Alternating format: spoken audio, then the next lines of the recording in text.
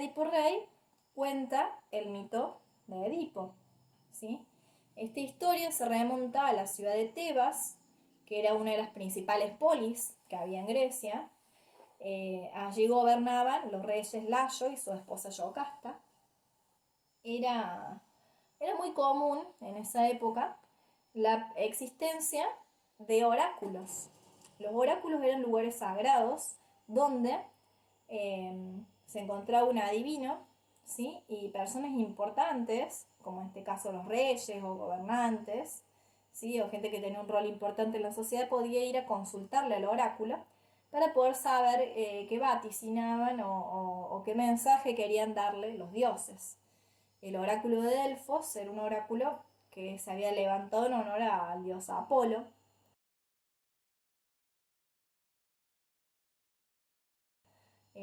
Y allí, ¿sí?, se acerca Layo para, eh, para saber.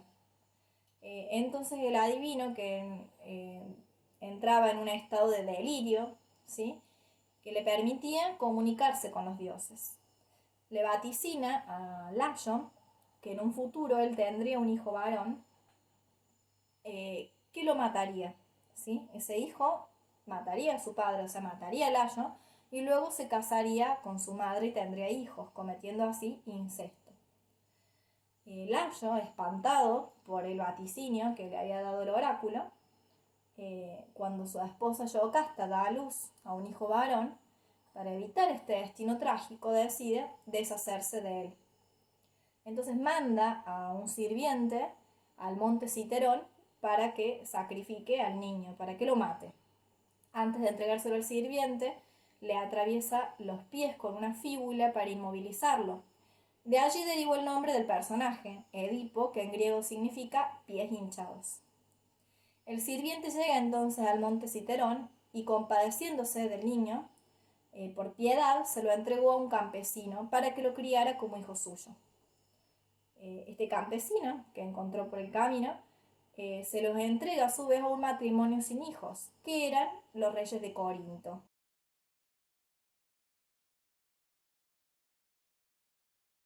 Edipo creció en el palacio con los reyes de Corinto, desconociendo, ¿sí?, su verdadero origen y creyendo que era hijo de estos reyes. Sin embargo, en una fiesta, un ebrio se le acerca a Edipo y le revela que él no era hijo de los reyes de Corinto, que era adoptado.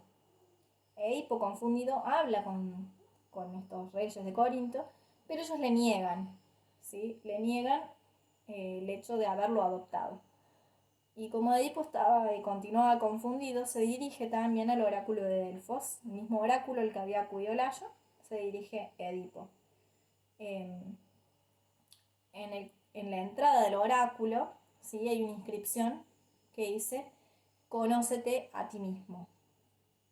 Y eso es algo importante para analizar dentro de la obra, ya que el argumento se basa en conocerse a Edipo él mismo y en conocer su verdadero origen.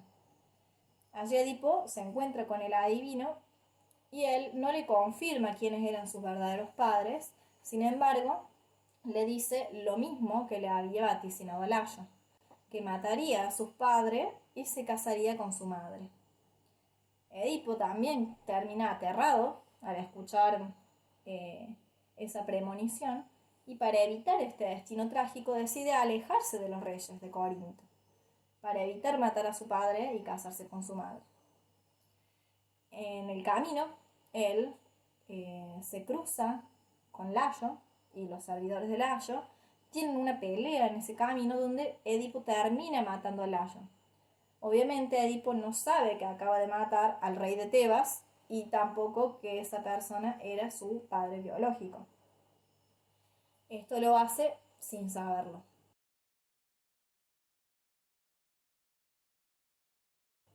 Cuando llega a Tebas, Edipo se encuentra con la Esfinge. La Esfinge era un monstruo, sí, que era mitad mujer y mitad león, que se encontraba en la entrada de la ciudad de Tebas, y lo que hacía era plantearle enigmas a los que quisieran entrar a la ciudad, y se devoraba a todos aquellos que no sabían resolverlos. El mito de la Esfinge también es muy interesante, todo lo que es la mitología griega es súper interesante, así que si quieren pueden googlearlo para seguir aprendiendo o seguir complementando. Casi nadie podía resolver estos enigmas que planteaba la esfinge, pero Edipo pudo resolverlo. La, la adivinanza que ella le plantea a Edipo fue la siguiente. Camina con 4 patas al amanecer, anda erguido al mediodía y utiliza 3 pies al atardecer. ¿Quién es? Y Edipo respondió, el hombre. Venciendo así a la esfinge, ella, enojada y con rabia por haber sido vencida por alguien, ella decide suicidarse. Y Edipo así libera a Tebas de la esfinge, de ese monstruo que estaba durante siglos.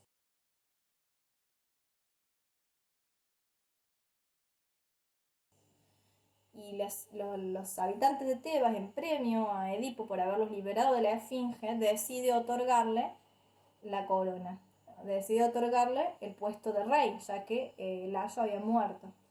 Edipo acepta y entonces se convierte en rey de Tebas y se casa con la viuda Yocasta, cometiendo así el vaticinio del oráculo, que mató a su padre y se casó con su madre cometiendo incesto, porque con ella tuvo 4 hijos, Polinices, Eteocles, Ismena y Antígona, que bueno, de esta última hija surge después la otra obra que vamos a leer.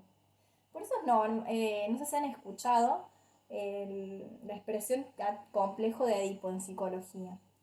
¿Sí? Se hace referencia a este mito.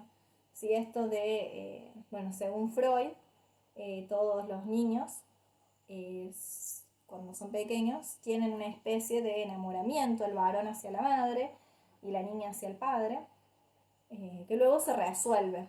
¿Sí?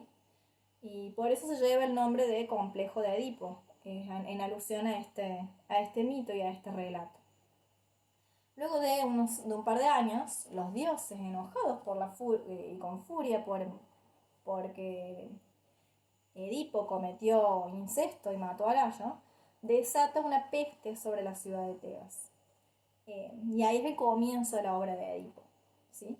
Acá comienza la obra que vamos a leer, en este momento en el que se desata la peste en la ciudad y un sacerdote se acerca con unos niños para pedirle a Edipo que libere a Tebas de la peste. Y ahí es cuando Edipo sabe que si quiere liberar a Tebas de la peste, tiene que calmar la furia de los dioses y debe encontrar al asesino de Layo, ignorando que era él mismo el asesino.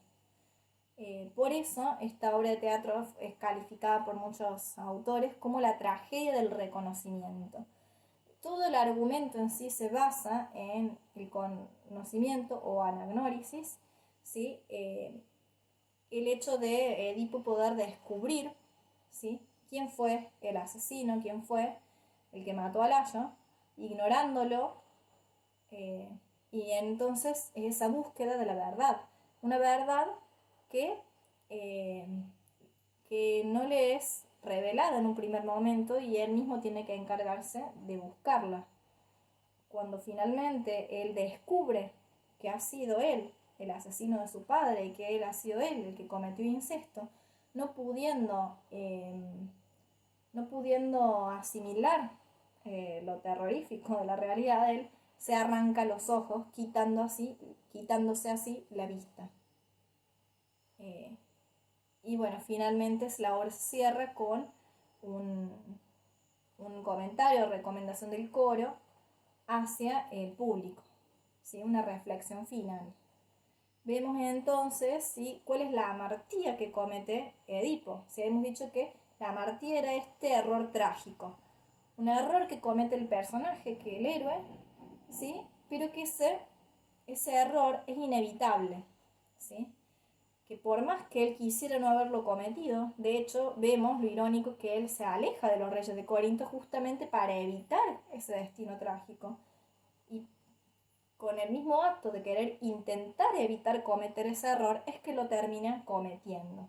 ¿Sí? Por eso es la amartía, este error del cual el héroe es imposible escaparse porque quiera o no quiera cometer este error, se vuelve inevitable.